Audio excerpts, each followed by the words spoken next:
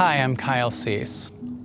For years I was a stand-up comedian, and then I became a transformational speaker. I created Evolving Out Loud, became a New York Times best-selling author, and what I did was I helped people work on their feelings. This really compassionate, soft side of me showed up, and I helped people, primarily women, work on their feelings. And it's been so fun and such an honor. But the last 6 months I've been tapping into something that I really have been overlooking that might be the most important thing for me to look at: being a man. And recently I've had a lot of men talking to me about their feelings, and I can tell they don't know if they're even allowed to talk about their feelings. There's a lot of things that men feel that a lot of people don't know about, and they're hurting inside. And it called to me to share with you some principles that I've had through meditation and real revelation about being a man that I want to share with you today. These principles, you're so welcome to hear no matter who you are, but many of these principles are probably going to be geared more towards masculine energy. So today I invite you to watch some principles that I've discovered change my life and see if any of these principles help you too.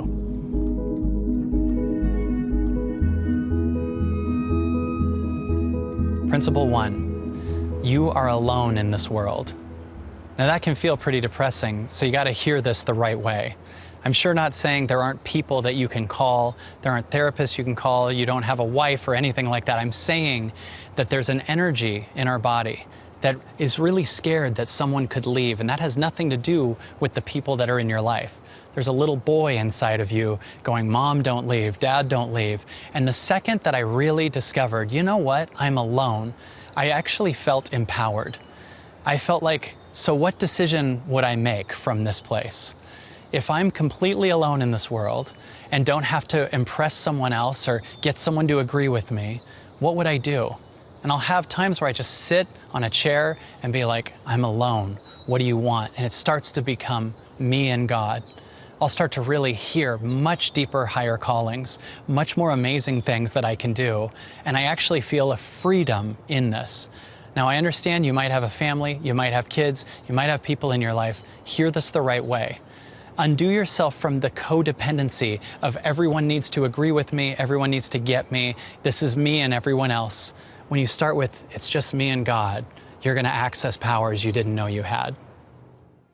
Number 2, you can become what you wish your dad had been.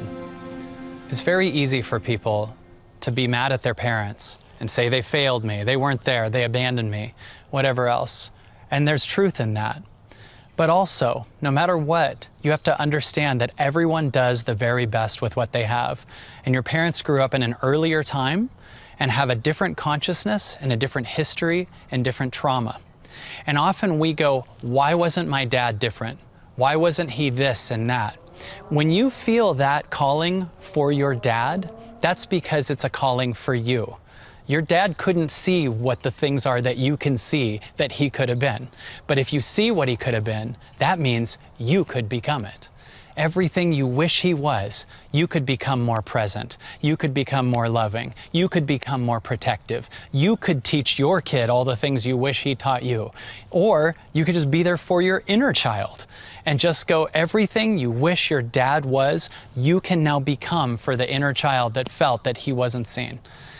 When you do this, you start to free yourself from the victim mindset that you are how they raised you. In other words, when you become what you truly want to be, you're no longer the person that was raised by your parents. You're now the person that's raised by you. And when you're that person, you'll easily be able to forgive them and understand they did the very best with what they could. You're not here to go, I'm this victim because of them, and not change yourself. You're here to go, I wish Dad was that, so it's up to me to become that. Number 3, and this one's really big. Suicidal thoughts are not you. They're an old pattern trying to die.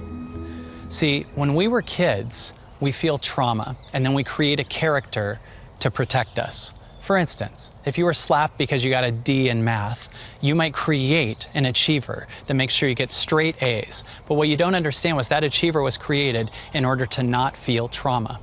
And some of these patterns we create, whether it's an achiever pattern, a victim pattern, a codependent pattern, an avoidant pattern, whatever it is, are patterns that you needed to survive in that time. And as you continue to grow up, you'll need them less and less. And sometimes your achiever starts to die. As you become more present, maybe you don't need the codependency, maybe you don't need the procrastinator, maybe you don't need the worrier. And these patterns come up and they start to die. And if you're not aware of what's happening, you can think that that's you. But what you don't understand is the pattern's ready to go because you're evolving, and many of these patterns you no longer need. You don't need those protective patterns from when you were a child anymore. So they want to die very often. And if you understand that you're the one evolving, you're just the now, you're the space, the true you is not suicidal, but the patterns in your body need to die. You can become a very beautiful present space and tell the patterns, thank you so much for getting me here. I love you, and you're allowed to die in my body. Now, no matter what, if you're suicidal, get help, call a suicide hotline, do something. But on a spiritual level, no, there's no true you that wants to die. You're here to thrive and be amazing. However, the patterns need to die so you can move forward. Some of these patterns no longer serve you. They're like the bottom of a rocket when it gets into space and then it has to get this thing off. The rocket was needed to get you to space, but once you're in space, it's no longer needed, so it needs to go. But if this rocket thought it's this, the whole thing's gonna go down. You gotta understand it's a pattern, and your job is to learn to love and accept the pattern, and it will die. It could turn into tears, it could be some type of laughing release, it could be whatever. But you will expand, and your job is to accept your expansion. Some of these patterns are no longer useful. Number 4, your need to be understood or seen is not the truest you.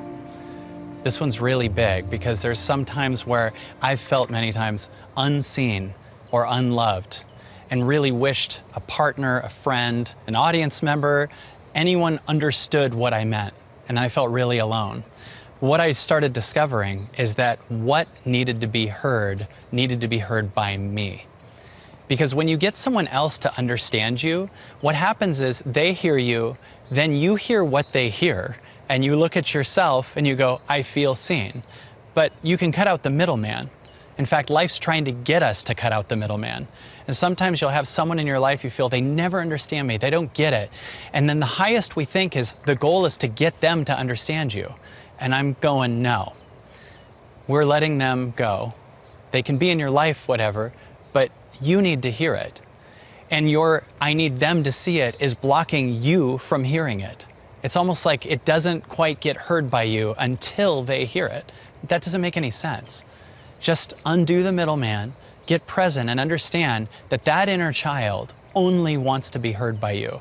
Now, still choose people that understand you and hear you, but at the same time, don't get codependent on, I can't heal this or move forward until someone outside of me does. It's up to you to hear that thing. And at one point, that kid that feels unheard and is really going, Mom, please get me so that I stay fed and can survive, will die. And you'll move more into the true man that you actually are. Number 5, practice balancing thriving and survival. For most of my life, I've had a very abundant career. I've done very well financially. I've done large theaters. I'm very proud of those accomplishments. In many ways, I thrived. But at the same time, I had never looked at the part of me that wants to survive. In other words, in my body is the same thing that's in all of our bodies because we're animals.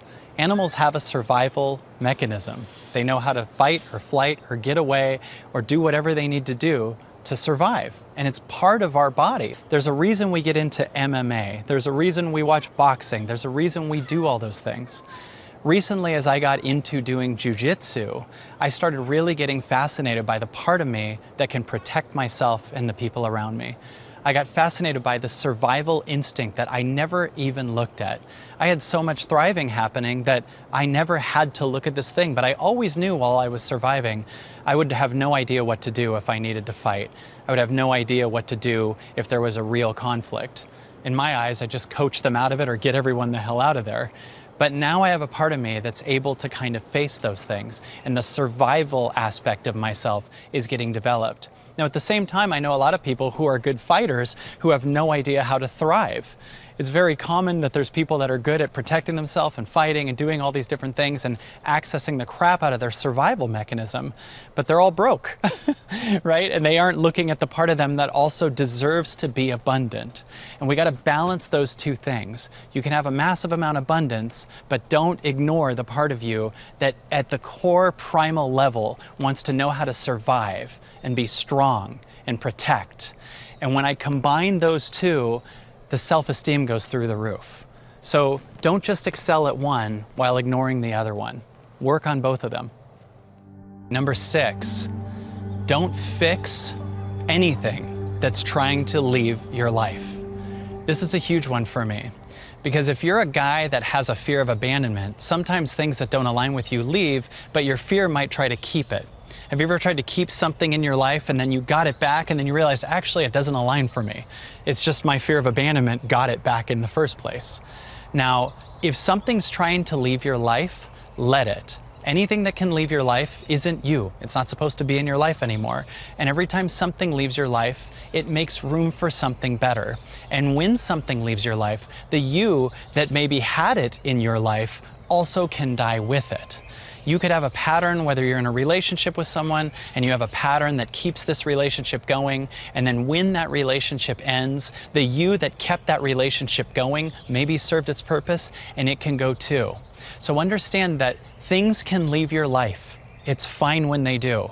You'll just have more of your power and everything will be okay. And some of those things might voluntarily come back, but it's not up to you to do everything you can to make sure it does out of whatever fear trauma that you're running from.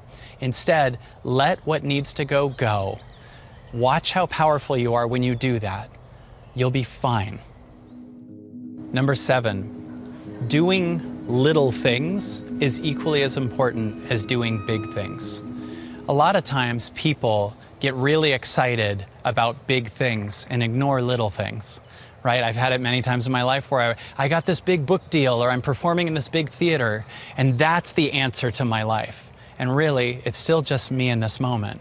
And I noticed that recently, doing little things like the dishes or cleaning the garage is just as important as doing the big things. And often we ignore the things that we think are the little things because we're trying to get the big money or the big career or the big life or the big show. But what we don't understand is we're only this moment. And when you can start to associate just as much love and joy to doing anything, you'll start to realize you're just here in service. It's not about how big you can get. It's not about what you can get and achieve, because there's going to be another minute right after that where you can continue to just be in service. And if you live just in service both to yourself and others and just be doing the thing, big or small, you'll start to realize that it doesn't matter what's happening on the external. It's just what calls to you moment to moment. This makes the space bigger, believe it or not, for more bigger things to happen as a byproduct. In other words, the more okay you are with scrubbing the toilet, the more you're in a meditative state more often, where you can receive on a bigger level, because you start to practice receiving the power of the now. You doing something and taking time to do something that you perceive as little gets you present. It gets you open.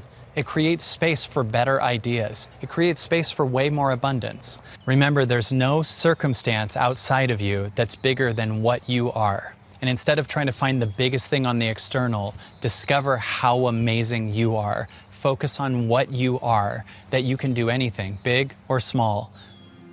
Number 8, don't get caught up in big events, good or bad, because they're all passing. I've watched many people get so caught up in something happening. This thing is happening to me, my life is ruined, or this thing is happening to me, my life is incredible. But that circumstance is passing. What you are is going to continue after that thing. I always ask people to picture the day after their biggest fear or their biggest fantasy. Like that day that the whole world changes and you win the lottery and you're free, there's still gonna be a day after that. And when everything falls apart and nobody likes you and you're all alone, there's still gonna be a day after that. And when you really start connecting to yourself, you connect past circumstances and you connect beyond time. and you start to understand these things are here, and many of the things that you are emotionally caught up in are here to help you be present for those emotions so they can be cried out. The part of you that's so triggered by this current event could be heard and released. And the part of you that thinks now your life is complete because of this amazing thing could also be heard and released. We're here to grow, we're here to evolve, and no circumstance is the end point of your life. As long as you're alive, you're gonna keep evolving. So instead, just be present and know that everything going on is passing. Feel what you need to feel through certain circumstances, but still understand it's passing, and be present for that knowing. Number 9, don't sacrifice your soul to keep peace with someone. Now, I'm a huge fan of having peace with everybody, but every once in a while I've had people in my life that maybe didn't own something they did while wanting to point out everything that I've done wrong. And I've owned my part, and then I notice they don't own theirs, but they're in this place where they go, I forgive you, but they don't own their part. And I noticed that to keep the peace with this person, to keep the connection with this person, I would literally have to bury my inner child. I would actually have to shut it up to keep this thing going. And a lot of times we're so scared to have any conflict with anybody that we bury everything. And then we actually, in trying to keep peace, are creating an internal chaos. So I've discovered that it's okay to boundary myself from some people. It's okay to say no to some people. And there's another type of peace that shows up in me not keeping a connection with someone that I don't align with. There's a freedom in that. The me 5 years ago would have kept peace with every single person out of some fear of conflict. And now there's a me that goes, you can go, we don't align. I love you, but I don't want to be in your life and I don't want you in mine. And I find a new peace that's a real peace versus the peace that buries everything you're truly feeling. When you finally go, that thing that I'm burying can come to light, it might require the letting go of this friendship, that's fine. Because you don't want to keep anything if it buries your inner child. So let everything go that doesn't align with you. It's okay. Number 10, don't trick yourself into thinking someone outside of you is more valuable than you are. Now the opposite is true too. Don't think that you're better than everyone else. But there's a thing that a lot of people do where they go, I just want to get this one person to like me. I just want to get this job. I just want to get this business. And when you do that, you're implying that thing is bigger than you. Instead, understand that also, for them, it's an honor for them to be with you just as much as it is for you to be with them. When you start to realize you're valuable, you're amazing, you don't go into things with this unworthy voice that's like hoping that they fall in love with you or like you or anything else. You get also it's an honor for them to be with you. That also makes the people outside of you feel more safe. You just being cool with yourself versus thinking this thing is bigger. And I think one thing a lot of people do is they trick themselves into thinking everything outside of them is bigger than they are. And it's up to you to go within and find the truth that it's just as much of an awesome honor to be with you as it is for you to be with them. Find the value in you first and bring that to the world and watch the world match it.